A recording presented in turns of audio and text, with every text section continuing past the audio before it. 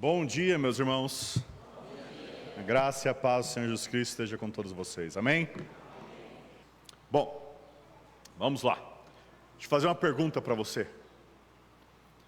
Você já fez um cruzeiro de navio? Eu acho que são poucos. Vocês estão mais longe do mar aqui do que eu estou. Eu estou 1 hora do mar. E meu pai deu de presente para minha filha um cruzeiro. Daí, como ela tinha 2 anos, ela não podia ir sozinha. A gente teve que ir juntos também. Daí a gente acabou indo e ganhou um cruzeiro. Foi a primeira vez que eu participei de um cruzeiro e a experiência foi maravilhosa e aterrorizante. Porque você olhar ao redor e só ter água, eu entendi Gênesis. Naquele momento eu entendi Gênesis 1. Mas foi uma experiência interessante. A gente está acostumado a dirigir e lá você está numa embarcação, um navio imenso, de 92 mil toneladas. E aquilo flutua no oceano, gente. Tem 2.500 hóspedes e cerca de 1.000 tripulantes. E você entra, você fica maravilhado com o tamanho de tudo. Você entra no seu quarto e está tudo arrumado. Daí você chega no banheiro e fala, é menor do que eu imaginava. Mas aí você esquece disso e pula na cama e a cama é toda fofinha. E daí você sai se aventurar para ver o tamanho do barco e você come no restaurante num dia, uma comida maravilhosa, e daí você vai no andar de cima e tem comida 24 horas ou 23 horas e 45 minutos disponível para você, e você vai no segundo dia e vai num outro restaurante e foi ok. Mas você vai depois no terceiro, e depois você fala, nossa, agora eu vou pegar uma piscina, né? E daí você vai para pegar a piscina e você e os 2.000 hóspedes que estão lá também. Uma piscina de tamanho disso daqui, mais ou menos. E você começa a ter uma experiência de encanto e de murmuração. Não muito diferente, eu acho que dos hebreus atravessando o Egito. Cheio de encanto, maravilhas e maravilhas que Deus fazia. E cheio de murmuração também, porque as coisas não estavam como eles gostariam. Mas não é só no cruzeiro que nós temos essa postura de consumidores. Parece muitas vezes a forma como eu e você tratamos a igreja. Nós somos gratos, claro, por tantos serviços que a igreja fornece. Ficamos maravilhados com tantas coisas boas, mas confessamos que murmuramos de uma coisinha aqui que não nos agrada. E nós nos colocamos na posição de clientes que devem ser servidos, e servidos sempre muito bem. É claro que quando eu falo isso, você sabe que isso é errado. Você sabe que não é isso que Jesus planejou para o seu povo. Mas a gente precisa confessar que, mesmo sabendo que é errado, muitas vezes nós nos comportamos assim. Que a imagem mental que parece que está lá no fundo da nossa mente é que a igreja é um cruzeiro espiritual e nós somos consumidores bem exigentes. Exigindo do pastor, exigindo do louvor, exigindo dos outros, para que forneçam um bom serviço para nós. Quero ver com vocês hoje sobre o fruto de Cristo, ministério. Fruto de Cristo, o ministério. E eu quero convidar você a abrir a sua Bíblia em Efésios 4, 7 a 16. Como Jesus planejou a sua igreja? Como a igreja deve funcionar? Qual é a estratégia de Jesus para que uma congregação cresça forte e saudável? Como a Igreja Batista Saron pode frutificar em maturidade? Enquanto você está abrindo em Efésios 4, 7, eu quero dar um pouquinho de contexto do livro de Efésios para você. Paulo começa lá em Efésios 1, cumprimentando como ele costuma cumprimentar, com graça e paz a vós outros, da parte de Deus, nosso Pai, e de nosso Senhor Jesus Cristo. E é comum ele usar esses dois termos, graça e paz. Mas em Efésios em especial, graça e paz são termos que Paulo usa para estruturar e expandir o conteúdo de sua carta. Ele começa e termina falando sobre graça e sobre paz. E se você vê do capítulo 1 até a metade do capítulo 2, versículo 10, Paulo expande sobre a graça do Evangelho. A graça do Evangelho. Ele lembra que nós estamos mortos em nossos delitos e pecados. mas que pelo Evangelho da graça nós fomos salvos. Pelo sangue de Cristo nós temos redenção. E tudo isso é para o louvor, a glória, da graça de Deus. A partir do capítulo 2, 11, até o final do 3, Paulo agora começa a trabalhar sobre a paz do Evangelho. A paz que o Evangelho traz. Paz primeiro com Deus, que nós estávamos no mundo sem Deus, longe, com uma enorme separação entre nós e Deus, e que Cristo vem e nos aproxima de Deus, mas também nos aproxima um dos outros. Jesus pega povos inimigos, judeus e gentios, destrói a parede da inimizade e unifica esses dois povos em um só corpo e apresenta para Deus. Ou seja, a graça da salvação, a paz da reconciliação. E agora, diante de tudo isso que Jesus fez, Paulo começa o capítulo 4 com a exortação do versículo 1. Rogo-vos, pois, eu, o prisioneiro no Senhor, que andeis de modo digno da vocação a que fostes chamados. Paulo quer que diante da graça do Evangelho, diante da paz do Evangelho, você responda em frutos, responda num andar novo, responda num andar que é digno à realidade do Evangelho. E viver de um modo digno do Evangelho, nós muitas vezes pensamos em vários fatores, e vários fatores estão incluídos, mas Paulo começa com um só em Efésios. O primeiro ponto que Paulo vai trabalhar é unidade. Ele vai trabalhar na primeira parte sobre o chamado de nós preservarmos uma unidade que nós já temos, a unidade do Espírito no vínculo da paz. E agora ele vai exortar a gente no nosso trecho, que nós nos esforcemos para chegar à unidade da fé. Como que a gente vai fazer isso? Vamos ler então, Efésios 4, de 7 até 16. E a graça foi concedida a cada um de nós, segundo a proporção do dom de Cristo. Por isso diz, quando ele subiu às alturas, levou o cativo o cativeiro e concedeu dons aos homens. Ora, o que quer dizer subiu, senão que também havia descido até as regiões inferiores da terra. Aquele que desceu é também o mesmo que subiu acima de todos os céus, para encher todas as coisas. E ele mesmo concedeu, uns para apóstolos, outros para profetas, outros para evangelistas, e outros para pastores e mestres, com vistas ao aperfeiçoamento dos santos, para o desempenho do seu serviço, para a edificação do corpo de Cristo. Até que todos cheguemos à unidade da fé, do pleno conhecimento do Filho de Deus, à perfeita varonilidade, à medida da estatura da plenitude de Cristo, para que não mais sejamos como meninos, agitados de um lado para o outro e levados ao redor por todo vento de doutrina, pela artimanha dos homens, pela astúcia com que induzem ao erro. Mas, seguindo a verdade em amor, cresçamos em tudo naquele que é a cabeça, Cristo, de quem todo o corpo, bem ajustado e consolidado pelo auxílio de toda junta, segundo a justa cooperação de cada parte, efetua o seu próprio aumento para a edificação de si mesmo em amor. A resposta do apóstolo Paulo, para nós preservarmos a unidade da fé, enquanto nós navegamos nas águas turbulentas do erro, que cada um de nós deve servir com o seu dom, que o Cristo exaltado deu, e ministrar a verdade em amor. Eu quero investigar isso com vocês em 3 pontos. O perigo de navegar à deriva, o plano da navegação e o papel de cada tripulante. Então, perigo, plano, papel.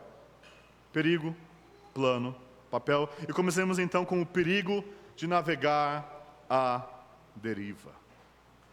Atravessar, amados, o oceano dessa vida não é algo fácil. Há perigos externos e perigos internos. E repare no versículo 14 o que ele diz: para que não mais sejamos como meninos, agitados de um lado para o outro, e levados ao redor por todo o vento de doutrina, pela artimanha dos homens, pela astúcia com que induzem ao erro. O apóstolo Paulo vai escrever essa epístola cerca de 5 a 10 anos depois de ter trabalhado em Éfeso. E depois desse pequeno tempo, aquela igreja já estava começando a ouvir coisas que não eram próprias, se desviando um pouco da trajetória. E Paulo fala sobre os perigos de sermos levados ao redor por todo vento de doutrina. E a imagem que Paulo tem aqui é de uma pequena embarcação. Vocês já estiveram num barquinho pequeno? E começou a bater o vento? E o barco foi de um lado para o outro? É essa a imagem que Paulo coloca. Que muitas vezes a igreja está como um barquinho pequeno. E o vento do erro, o vento da heresia, bate e joga a igreja de um lado para o outro. Amados, o Novo Testamento nos alerta repetidamente sobre falsos profetas e falsos mestres. Não é uma, nem duas, nem três vezes. É repetidamente. E falsos mestres, de um lado, eles falam coisas que parecem verdadeiras, e do outro, falam mentiras. Eles têm a voz mansa, mas a língua dividida. E o nosso texto usa termos específicos para esses homens: artimanha e astúcia. Artimanha e astúcia, porque, amados, nós precisamos entender algo importante. Falsos mestres não chegam com um outdoor escrito perigo, heresia. Falsos mestres não se apresentam como falsos mestres. Falsos mestres se apresentam como aqueles que realmente conhecem a verdade de Deus, que estão apresentando algo novo para você, algo que jamais alguém conheceu. E é aqui que a gente precisa tomar cuidado, porque nós muitas vezes estamos atentos às tempestades, heresia, mas nós não prestamos atenção às pequenas brisas, dos pequenos erros, que desviam você 1 grau da sua rota. Sabe o que significa 1 grau na rota de uma embarcação? Você não para no seu destino. Você para em totalmente outro lugar. Um pequeno grau na rota vai levar você, de vez de você atracar nas terras de Emanuel, vai levar você até as terras de Babel. Vai levar você até a confusão. E muitas vezes o falso mestre chega falando: olha, essa rota que você está passando é muito tribulada. Essa rota aqui é um pouquinho mais fácil. Nós temos um exemplo disso no livro O Peregrino. E se você não leu O Peregrino ainda, você está em pecado, meu irmão. Você precisa confessar seu pecado. A editora Fiel, que tem O Peregrino, e ler esse livro. É um clássico. Você vai se apaixonar, provavelmente. No começo da rota, o peregrino ainda muito imaturo, cristão ainda muito imaturo, chega um certo homem, cujo nome é Sábio Segundo Mundo. E Sábio Segundo Mundo parece um homem nobre e gentil, que quer ajudar o peregrino, que quer ajudar cristão. Cristão com aquele fardo pesado. Presta atenção ao que Sábio Segundo Mundo fala. E Sábio Segundo fala: não, essa rota que está indo é a pior rota possível. Eu tenho uma outra rota para você aliviar o seu fardo. Cristão dá ouvidos a Sábio Segundo Mundo. E isso leva ele a trilhar o caminho rumo ao monte da moralidade, para que ele possa viver perto das cidades da legalidade e da civilidade. É a religião segundo as obras, a religião das aparências. E o cristão cai nisso. Deus graciosamente mostra os terrores do monte da moralidade e da lei, e o evangelista vem e prega a verdade e conduz novamente cristão à rota. Amados, prestem atenção. Cuidado com a astúcia com que induzem ao erro. Astúcia. Astúcia, artimanha. Cuidado muitas vezes com você ficar bebendo de poços distintos. Eu gosto da mensagem o pastor Anderson aqui, que expõe a Bíblia, mas de vez em quando eu gosto de ouvir uma coisa mais motivacional. Eu ouço Augusto Nicodemos e um outro que eu não vou citar o nome para não dar problema. E muitas vezes a gente faz isso. Mas, aqui está a questão. Para Paulo, o principal problema não é o externo. Porque sempre haverão falsos mestres e profetas, sempre haverá desafios externos até chegarmos à terra prometida, sempre haverá ventos e tempestades nesse oceano que nós precisamos cruzar. A principal preocupação de Paulo é o problema interno, é que aquele barco está com marujos inexperientes, marujos imaturos que estão deixando o barco à deriva. O principal problema de qualquer igreja é a imaturidade interna dos seus membros. O apóstolo Paulo usa o termo aqui para não sermos como meninos. E a Bíblia usa a criança de várias formas para ilustrar coisas diferentes. Em alguns momentos, coloca as crianças como um símbolo de positivo de falta de malícia. Mas mais comumente, especialmente na literatura de sabedoria, provérbios, a criança é colocada num tom negativo, no sentido de imaturidade. Ser como menino é ter falta de discernimento entre a verdade e o erro. E nós sabemos disso por experiência. Todos os pais sabem que filhos são extremamente crédulos, e é por isso que a gente fala para eles não aceitar doce de qualquer pessoa. Tome cuidado com os estranhos, não entre no banheiro com qualquer um, porque a gente sabe que eles muitas vezes acreditam que todo mundo fala. Essa é a imaturidade do menino, e é isso que o apóstolo Paulo está nos alertando aqui. Porque existe uma ligação perigosa entre imaturidade e engano. Quanto mais imaturo, mais você está exposto ao erro, e menos você vai ser capaz de discernir o erro. Então, qual que é o alvo? O alvo é que nós precisamos amadurecer. A igreja precisa crescer, precisa frutificar em maturidade, precisa ser edificada. E Paulo repete isso 3 vezes aqui, no versículo 12, no versículo 15 e no versículo 16. Mas crescer para qual alvo? Crescer em qual direção? E Paulo coloca isso no versículo 13, veja comigo. Até que todos cheguemos à unidade da fé e do pleno conhecimento do Filho de Deus, à perfeita varonilidade, à medida da estatura da plenitude de Cristo. Veja, o nosso norte aqui é chegarmos à unidade da fé.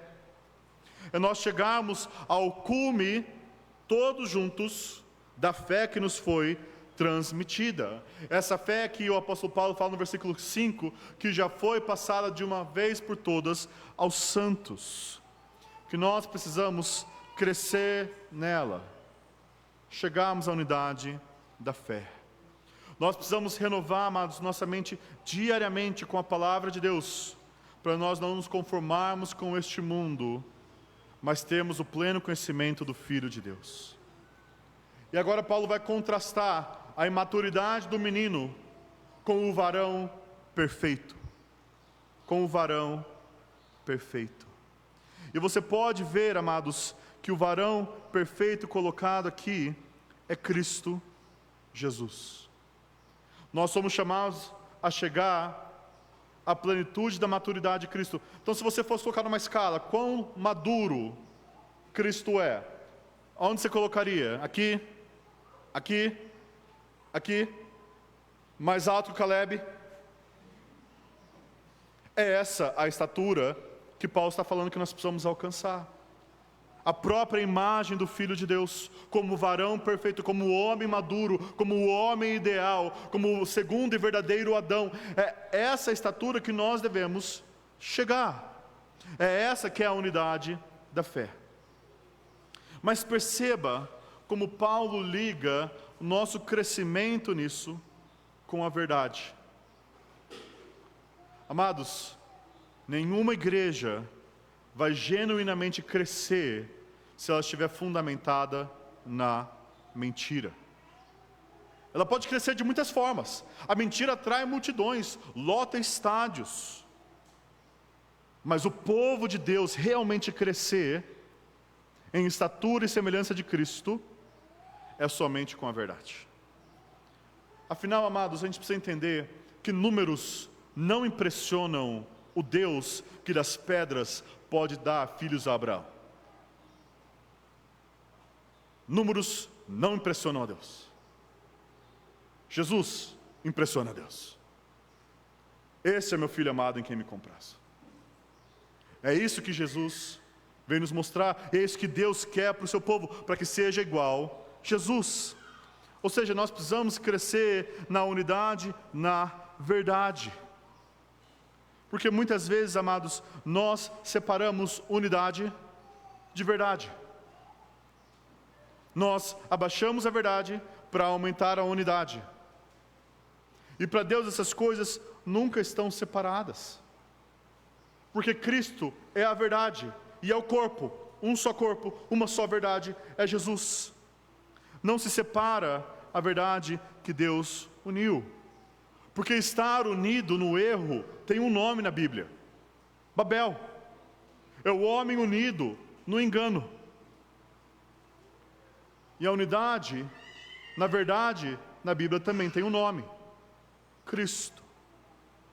E é isso que a igreja é chamada para ser, como corpo de Cristo, coluna e baluarte da verdade, onde a verdade é exposta para o mundo em engano.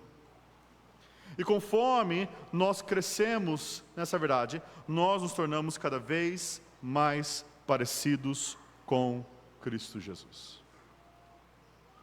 Então, amados, se nós queremos crescer como igreja, se nós queremos frutificar como igreja, se nós queremos viver de um modo digno da nossa vocação como igreja, nós precisamos ser maduros em nosso conhecimento da verdade, em nosso conhecimento do Evangelho, em nosso conhecimento da Palavra de Deus. Se queremos ser membros saudáveis, precisamos de uma teologia bíblica saudável. E isso precisa mexer com aquilo que nós anelamos. Paulo instrui em Colossenses 3,16 para que a palavra de Cristo habite ricamente na igreja. E eu pergunto para vocês, meus queridos irmãos, a palavra de Cristo habita ricamente na vida dessa igreja, na vida da sua família, na sua vida pessoal? A palavra tem sido o centro do seu dia, no qual você medita de dia e de noite? Como está a sua leitura bíblica? Como está seu conhecimento da palavra de Deus? Como está a sua fome pela Escritura, que são mais doce do que o mel? Ou será que nós achamos que essa questão de teologia é só para os pastores? Deixa para o Anderson, deixa para o Luiz Henrique, eles entendem essas coisas, é muito difícil. Será que não somos todos nós chamados a valorizar a palavra de Deus, a conhecer profundamente a palavra de Deus, a valorizarmos a pregação da palavra de Deus, a remoermos a pregação da palavra de Deus em nossos corações durante a semana, a não sermos como a Dory, de Procurando Nemo? Você lembra da Dory? Esquecida, ela não lembrava de nada, e assim é o membro na igreja, segunda-feira com o sermão de domingo. O que você tem feito para mastigar, ruminar a palavra e o banquete que Deus expõe para você todo domingo?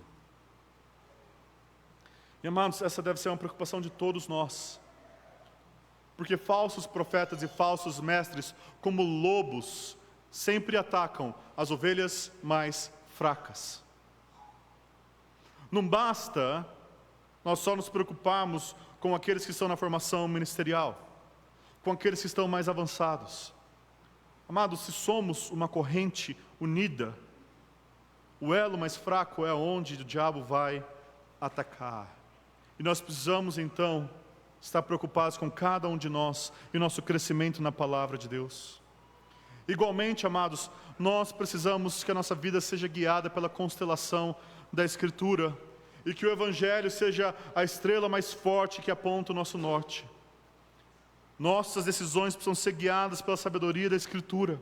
E o Evangelho precisa ser aquilo que nos direciona a como viver, a como responder, a nossa motivação, a nosso exemplo em Cristo Jesus, o nosso poder para viver uma vida nova. E nós precisamos entender então, amados, a verdade sobre o crescimento da igreja, o entendimento bíblico sobre a igreja. Será que nós ainda valorizamos o crescimento superficial em números?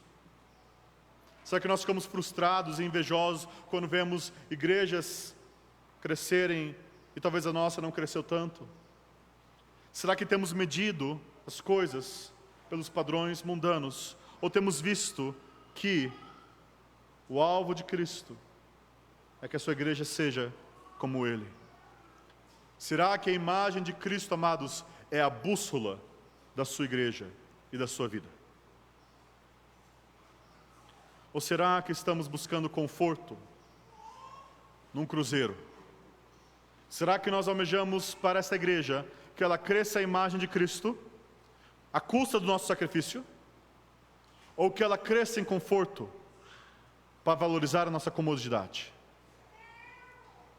Será que nós almejamos que essa embarcação vá rumo à cidade celestial?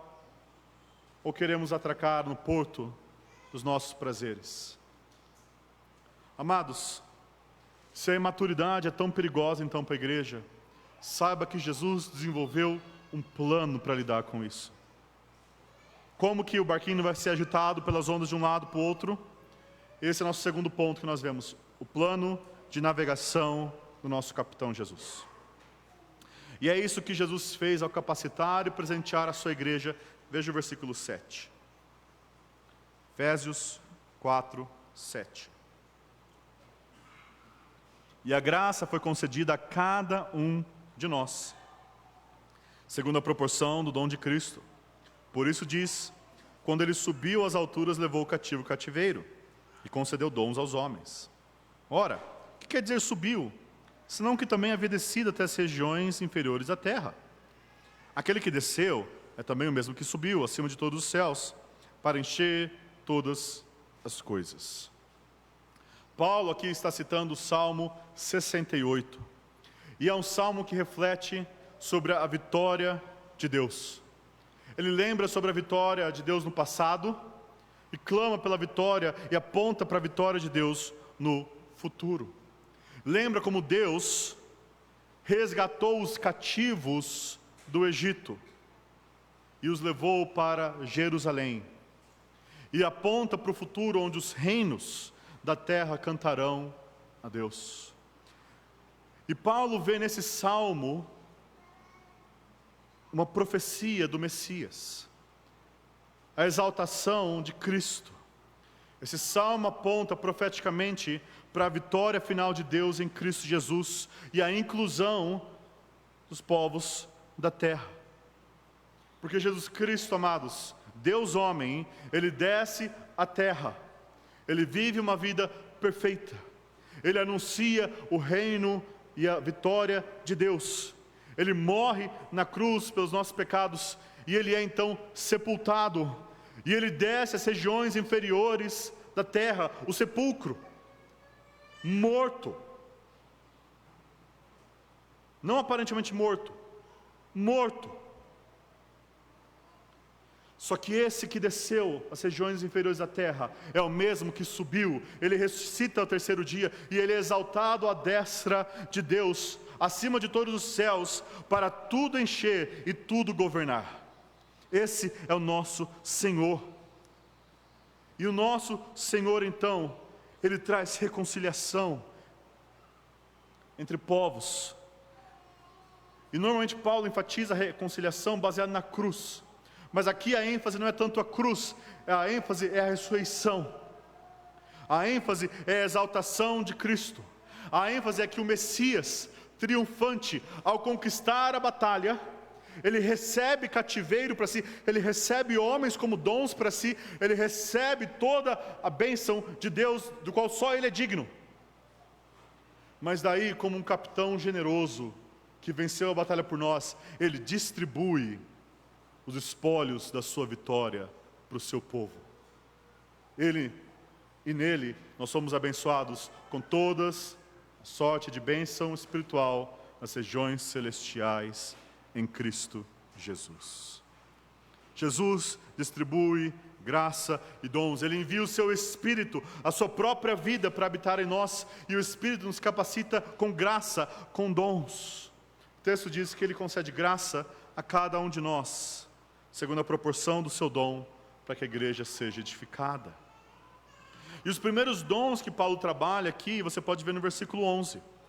E ele mesmo concedeu uns para apóstolos, outros para profetas, outros para evangelistas e outros para pastores mestres. Há muito debate sobre esses textos, há muita polêmica sobre apóstolos e profetas se continuam ou não. Eu vou pular toda essa polêmica agora, porque o ponto de Paulo aqui não é se continua ou não. O ponto de Paulo aqui é que esses ministérios servem os santos, prestam um serviço à igreja, e eles têm algo em comum. Tanto apóstolos, como profetas, como evangelistas, como pastores e mestres, todos eles são ministros da palavra. Eles buscam edificar a igreja através do ensino fiel da mensagem de Jesus Cristo. Amados, e o nosso texto coloca que eles são dons.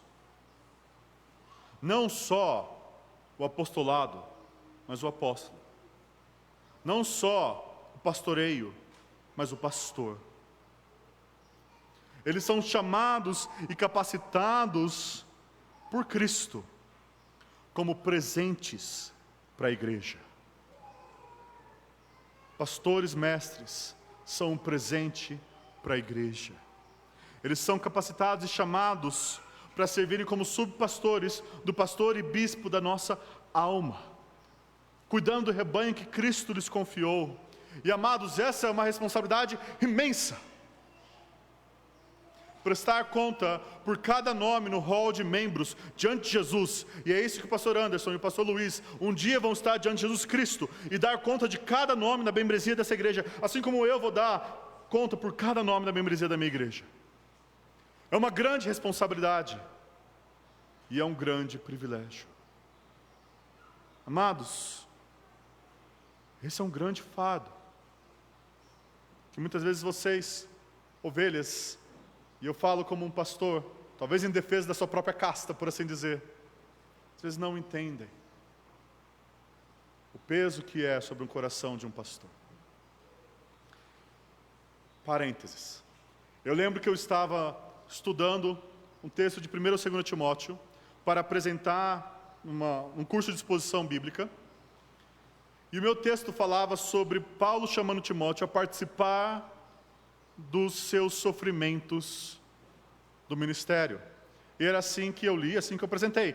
Paulo está chamando Timóteo para que ele participe dos sofrimentos de Paulo. Paulo tinha sido preso, Timóteo tinha que ajudar Paulo. Só que a área me enganou, porque meus sofrimentos não estavam no texto. O que Paulo estava falando para Timóteo é o seguinte: Timóteo, participa dos sofrimentos do ministério. Ponto. Ministério igual sofrimento. É isso que é o ministério. É uma identificação com Cristo Jesus de tomar a sua cruz. Não reserva só aos pastores, com certeza. Mas ministério é sofrimento. E é por isso que é uma imensa responsabilidade e um imenso privilégio servir o povo de Deus. Deus chama esses homens e dá para eles um trabalho, que está no versículo 12. Efésios 4:12.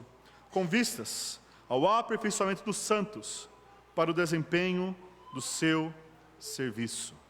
Com vistas ao aperfeiçoamento dos santos. E esse termo aqui, aperfeiçoamento, traz aquela ideia novamente do ginásio, do treinamento, é de equipar, de tornar alguém adequado. Ou seja, quando a gente lê aperfeiçoamento, nós rapidamente pensamos na questão mais moral, de sermos perfeitos como Deus é perfeito, e isso está incluso com certeza. Mas a ideia aqui não é só essa. A ideia é que pastores mestres foram dados para equipar os santos, preparar os santos, tornarem os santos preparados para algo. E que algo que é esse? O texto continua: para o desempenho do seu serviço. Este termo aqui, amados, seu, não é o seu dos pastores mestres, é o seu dos santos, é o ministério dos santos. Ou seja, e isso é muito importante você entender, se você entender vai mudar a sua concepção de ministério pastoral. O trabalho dos seus pastores é preparar você para o ministério, não é fazer todo o ministério. Faz sentido? Não é o que a gente pensa normalmente. A gente normalmente pensa que o ministério é dos pastores, e nós damos nosso dízimo. Vai lá, pastor, fazer seu ministério. Estamos pagando você para isso. Nós somos clientes da tripulação, nesse cruzeiro, e você é tripulação. Oferece o almoço aqui todo domingo para a gente comer, um banquete da exposição da palavra de Deus. Só que Paulo apresenta aqui a ideia, amados, que o principal ministério dos seus pastores não é só o ministério do cuidado. Porque muitas vezes nós vemos o pastor, nessa imagem de pastor mesmo, como ele tem que cuidar das ovelhinhas, das quais eu sou a mais fraca, a mais carente, a mais necessitada. E daí nós estabelecemos uma relação com o pastor de dependência, de imaturidade, onde eu preciso que o pastor sempre esteja cuidando dessa ovelhinha fraca. E daí o que acontece? Se o pastor não consegue, nós ficamos frustrados e reclamamos do serviço desse restaurante. Já outras pessoas veem os pastores mais como líderes, chamados que eles devem administrar os inúmeros ministérios da igreja, gerenciar os conflitos, administrar as equipes. E muitas vezes isso é mais para a mega church, mesmo que a mensagem seja fraca. Enquanto tiver um culto que é bem atrativo e nós temos um certo entretenimento religioso lá, está tudo bem. Enquanto existe um ministério infantil para os meus filhos, um bom ministério de jovens, adolescentes para os nossos adolescentes, então nós estamos bem com isso. E essas visões sobre pastores, o pastor como um clérigo e o pastor como um diretor executivo, eles têm algum elemento de verdade, mas eles não contêm toda a verdade, eles podem se tornar enganosos por si mesmos. Porque o ponto de Paulo aqui é que não é só os pastores que têm um papel ativo. Todas essas visões, os pastores como um diretor executivo e os pastores como um clérigo dando serviço espiritual, colocam o pastor no ativo e o membro no passivo. Só que Jesus chamou os pastores da igreja para serem treinadores, capitães que treinam os tripulantes da embarcação chamada igreja. Ou seja, nós precisamos, amados, de um entendimento bíblico sobre a liderança da igreja. Precisamos nos questionar se estamos valorizando esses pastores como presentes de Deus, dados pelo bem da igreja dele. E sabe como você pode valorizar seus pastores amados? A coisa mais básica que você pode fazer é orar por eles. Regularmente. Constantemente. Será que nós externamos palavras de encorajamento e de gratidão? Será que nós expressamos amor por eles? Será que nós lembramos que eles são presentes de Cristo, mas que não são o próprio Cristo? Ou seja, seu pastor não é seu Salvador. Seu pastor aponta você para o Salvador. Será que nós refletimos sobre a dificuldade do ministério pastoral? E eu sempre desafio as pessoas a pensar da seguinte forma sobre a dificuldade do ministério pastoral. E essa é a pergunta-chave. Você se considera uma pessoa fácil? Você se considera uma pessoa fácil de lidar? Pessoas com poucos problemas? com poucos desafios, que não precisa de muita ajuda para crescer na fé. Eu sei que eu não sou. Agora imagina 30, 50, 80 de você em uma igreja. E esse é o desafio do trabalho pastoral. E daí a pergunta é, será que nós somos pastoreáveis? Será que nós somos aquela ovelha rebelde, que o pastor às vezes precisa quebrar a perna para não cair do morro? Ou será que nós estamos abertos à correção e ao ensino? Será que nós olhamos o exemplo dos nossos pastores e buscamos imitar?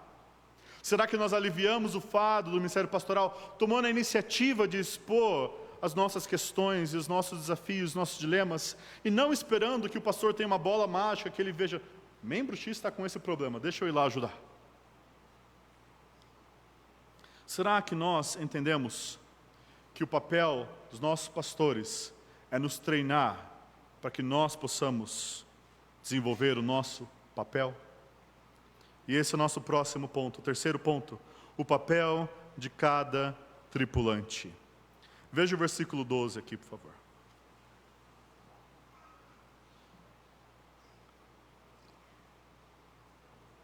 Com vistas ao aperfeiçoamento dos santos, para o desempenho do seu serviço, para a edificação do corpo de Cristo. Repare que Paulo coloca 3 termos em sequência que expressam finalidade. Com vistas, para. E há uma lógica gradual entre eles. Pastores mestres treinam os membros, o aperfeiçoamento dos santos, para que os santos exerçam seu ministério, para que a igreja seja edificada. Quando que a igreja é edificada? É quando os pastores fazem o trabalho dele? Quando os santos fazem o trabalho deles. E essa é a estratégia de Jesus, amados, para uma igreja frutífera. Essa é a estratégia de Jesus para o crescimento da igreja. Para que um barquinho vire uma grande embarcação. E perceba que o nosso texto aqui fala sobre serviço. E o termo aqui é o mesmo termo que nós usamos para diaconia. A Bíblia usa diaconia de várias formas, porque o termo significa serviço. Muitas vezes é traduzido sobre serviço, outras como diaconia e outras como ministério. Mas no fim é a mesma coisa, é um serviço a ser prestado. E aqui nós temos algo talvez um pouco escandaloso para alguns de vocês. Que a Bíblia ensina que não é só os pastores que têm ministério. Que todos os santos têm um ministério, um serviço, uma diaconia, por assim dizer. Não que todos os santos são diáconos, no sentido técnico do termo, mas que todos os santos são servos. Você possui um ministério nesta igreja, e cada membro do corpo possui um serviço que precisa realizar. E a igreja só cresce quando cada parte do corpo faz a sua parte. Como nós estamos no nosso papel? Será que nós servimos com o nosso dom? Será que nós servimos em verdade, em amor? Versículo 7 diz que a graça foi concedida a cada um de nós, segundo a proporção do dom de Cristo. Repare, não é só os pastores que têm dons. A capacitação do Espírito é dada para cada um de nós. Cada membro foi capacitado pelo Espírito para servir a sua igreja nas suas múltiplas necessidades. Só que o problema é que muitas vezes nós temos uma visão limitada de dons. Muito influenciado por algumas igrejas por aí, que veem dons só em aspectos extraordinários, só em aspectos de ensino. Então, enquanto em algumas igrejas mais tradicionais, dom é ensinar e ponto final, em outras igrejas, dom é algo extraordinário, igrejas mais avivadas e ponto final. Só que nós precisamos considerar que a Bíblia coloca uma diversidade enorme de dons. Paulo fala que existe o dom de contribuir, de ofertar, ser generoso. Isso é um dom. Existe o dom de misericórdia. A pessoa tem uma inclinação a ajudar, a compaixão, a misericórdia. Tem dom de exortação. dom de serviço. E todas essas listas que Paulo dá, não é um checklist do X número de dons que há, mas uma lista ilustrativa das formas de servir a igreja. Entenda o que é um dom do Espírito.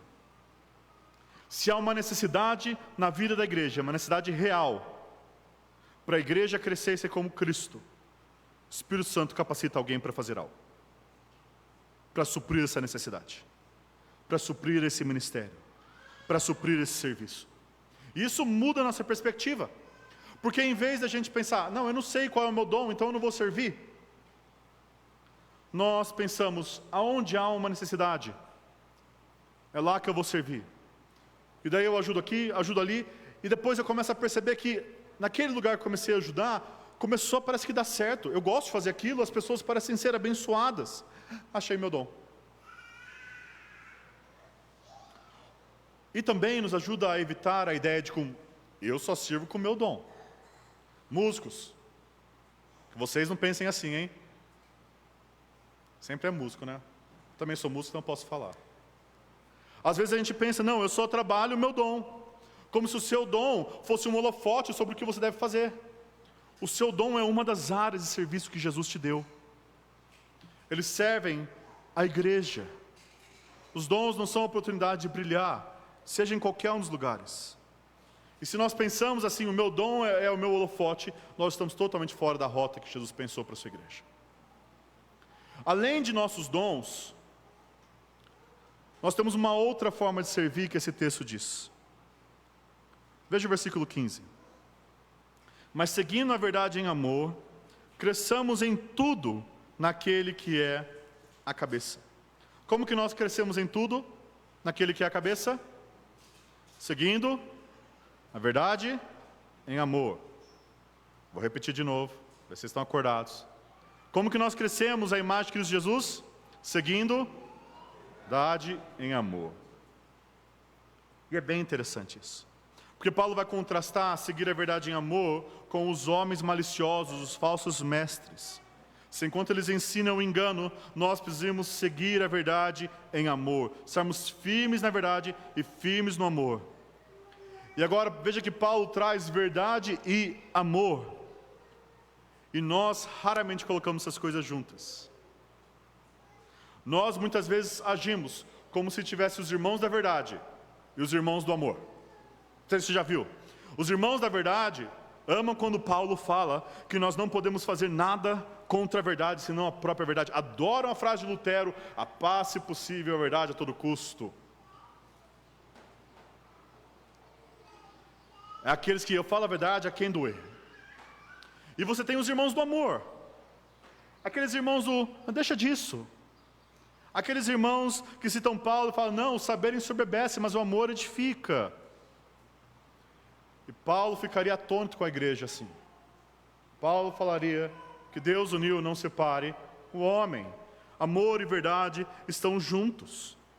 E é interessante como Paulo coloca aqui, nosso texto traduz seguindo a verdade em amor. Esse termo seguir é um bom termo, porque não tem uma tradução.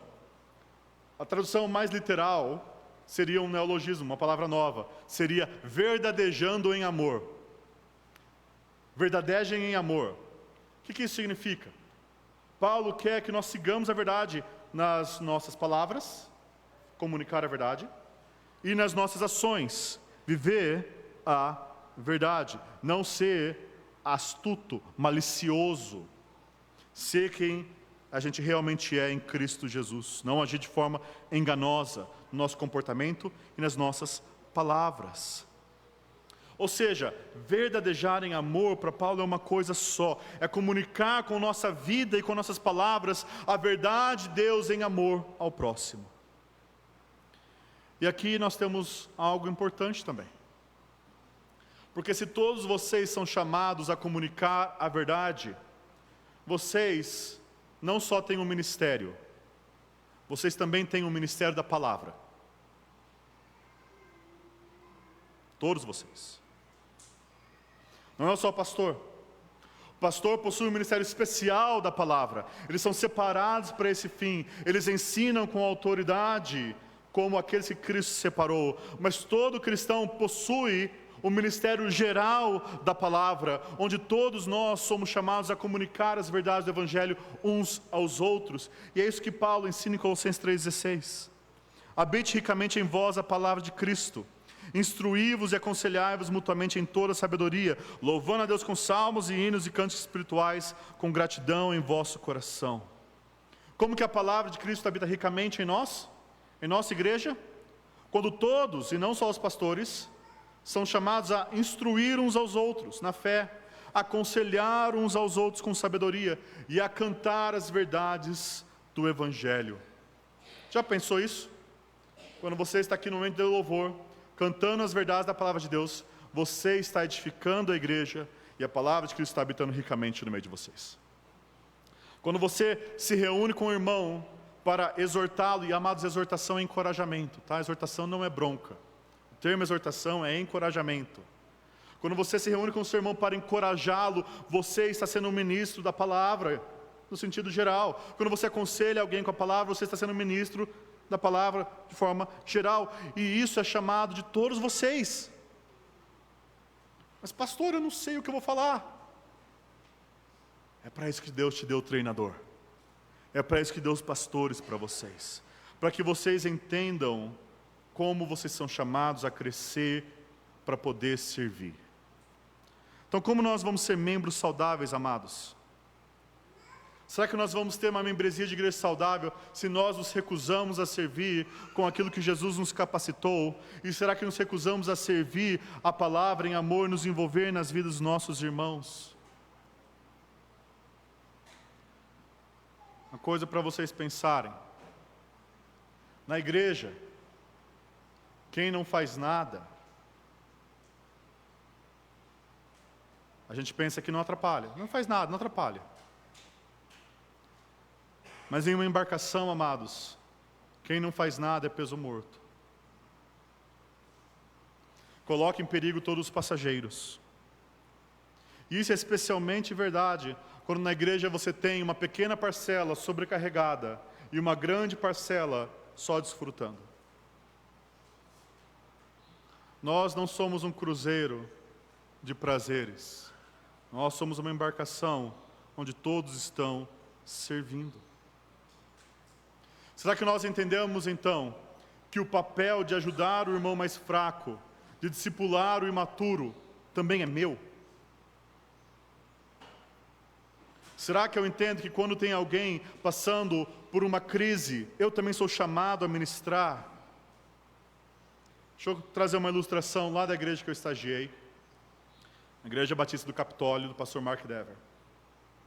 Lá você tem um pastor de aconselhamento. E quando ele foi colocado nessa posição, o Mark Dever chegou para ele e disse: se daqui 5 anos você estiver aconselhando o mesmo tanto que você está aconselhando hoje, você falhou no seu ministério. Seu trabalho é capacitar a igreja a aconselhar. E o fruto disso se mostrou numa ocasião muito específica. Ele estava lidando com uma jovem que já tinha tentado suicídio várias vezes. Estavam em aconselhamentos semanais. Essa mesma jovem tentou suicídio novamente e, pela graça de Deus, não foi bem sucedida. Nesses casos, nos Estados Unidos, é obrigatório levar a pessoa para o hospital. E o que aconteceu? A pessoa foi para o hospital, ligaram para quem? Para o pastor, obviamente. Não é errado ligar para o pastor, tá, gente? Ligaram para o pastor, ele foi lá, se aprontou, se arrumou, pegou sua Bíblia, saiu e rumo ao lugar: Senhor, me dê graça para que eu possa ministrar, orando, intercedendo, né, achando que ia encontrar o caos lá quando ele chegasse. Ele abre a porta e ele vê aquela moça que tentou o suicídio, junto com 2 outras moças jogando Uno. Aquelas moças ficaram sabendo, mas porque entendiam que como irmã em Cristo é papel delas também ajudá-la, correram para o problema, não se afastaram do problema e entregaram ao pastor, correram para o problema, chegaram lá, leram a Bíblia com ela, oraram, e agora, para descontrair a tensão que fica esse momento, começaram a jogar Uno. Não que Uno abaixe a tensão, né, mas começaram a se distrair.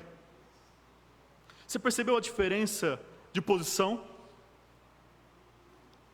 Será que quando nós vemos um problema na igreja, o nosso instinto é servir ou recuar? Será que nós realmente pensamos, Cristo me mostrou isso para que eu possa servir esse meu irmão? Ou será que, não, isso é coisa do pastor que se vira. Ou pior, né? Vou fofocar até chegar no pastor. Amados, o trabalho de visitar o doente é de todos, de consolar o abatido é de todos, de admoestar o insubmisso é de todos, de amparar o fraco é de todos, e de ser paciente com todos é de todos. O papel do seu pastor é treinar vocês para isso. E uma igreja só vai ser saudável, amados. Só vai ter uma membresia significativa e saudável quando cada um fizer o seu papel. Quando houver uma cultura na igreja onde todos se envolvem e entendem que eles são chamados para comunicar a verdade em amor. E Paulo destaca isso no último versículo, no versículo 16, como um grande resumo. Ele diz o seguinte: de quem todo o corpo, bem ajustado e consolidado pelo auxílio de toda junta, segundo a justa cooperação de cada parte, efetua o seu próprio aumento para a edificação de si mesmo em amor.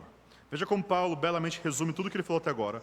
Todo o corpo, perceba que é uma atividade coletiva de toda a igreja envolvida, bem ajustado e consolidado, é um conhecimento ordenado, ajustado e consolidado pela palavra de Deus, pelo auxílio de toda a junta, pelo trabalho dos ministros especiais da palavra, pastores, mestres, segundo a justa cooperação de cada parte, cada membro do corpo, fazendo a sua parte em cooperação, efetua o seu próprio aumento para a edificação de si mesmo. Vou fazer uma pergunta para você: quem edifica a igreja? E você é muito crente, vai dizer, Deus edifica a igreja. E você ganhou a estrelinha do Ministério Infantil. Só que essa não é toda a resposta que a Bíblia dá. Deus edifica a igreja através de meios. E o meio que Deus escolheu edificar a igreja é o serviço ministerial da verdade em amor e dos dons de todos os membros. Ou seja, você quer que essa igreja cresça? Regaça as mangas. Você quer que essa igreja cresça em amor, cresça em graça, cresça em paz, cresça em cuidado, cresça na palavra? Tem que trabalhar. Não sei, eu não sei como fazer, pastor, não sei aconselhar, não sei ensinar. Me treina. Essa é uma postura diferente do com, eu não sei, pastor, se vira.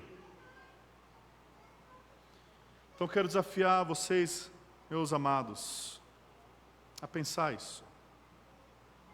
Eu não sei se você já assistiu o filme Ben-Hur.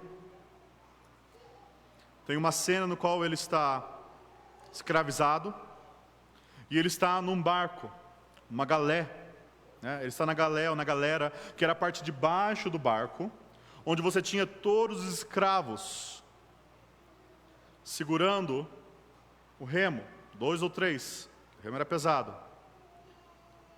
e trabalhando.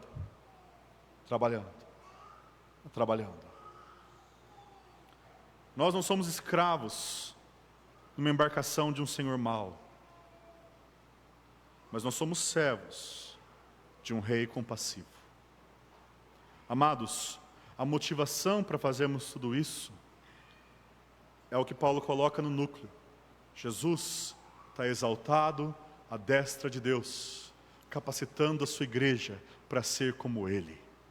E se Jesus está fazendo isso, não se oponha a Ele, junte-se a Ele, vá ao mesmo rumo que Cristo colocou a sua embarcação para ir. Vamos orar?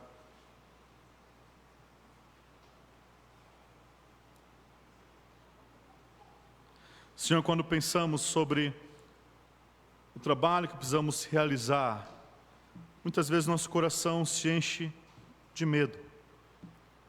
Nós não sabemos o que fazer, não sabemos como fazer, não sabemos quando fazer. E de muitas formas, Pai, nós estamos confiando em nós mesmos para fazer. O dom é o Senhor que dá, a capacitação é o Senhor que ensina. E mesmo uma pequena oração e uma pequena leitura bíblica podem mudar completamente a vida de uma pessoa. Ajuda-nos a perdermos nosso medo, confiando que é o Senhor que vai à frente nas nossas batalhas. Há aqueles, talvez, Senhor, que ao pensarem em servir a igreja se vejam reticentes. Talvez já tenham passado por tantas igrejas e sofrido tantas coisas, que o coração agora está duro e difícil, Senhor, de se envolver. Com medo de ser novamente magoado e ferido, Senhor. E eu peço que sobre esses corações, Senhor, desanimados e fracos, o Senhor possa agora, pelo Evangelho, trazer a garantia para eles de que Jesus venceu, de que um dia Jesus vai apresentar a sua noiva sem mácula e nem ruga, que um dia a embarcação vai chegar às terras de Emanuel, onde não há mais choro nem dor, e motivados pelo Evangelho, eles possam perdoar e servir, Senhor. Há aqueles, Senhor, que talvez estão no nosso meio, que estão, às vezes, perdidos, Senhor. Estão na igreja, mas não têm certeza se estão em Cristo. Peço que hoje o Senhor possa abrir o coração deles, para entender a graça de Cristo Jesus, que nos libertou do nosso cativeiro. Nós éramos escravos do pecado, da morte, da lei e do diabo. Mas Cristo Jesus nos libertou, pagando o preço da nossa condenação e ressuscitando para que nós possamos ter a vida poderosa do Espírito habitando em nós. Eu oro pelas influências santas do seu Santo Espírito sobre nós, em Cristo Jesus. Amém.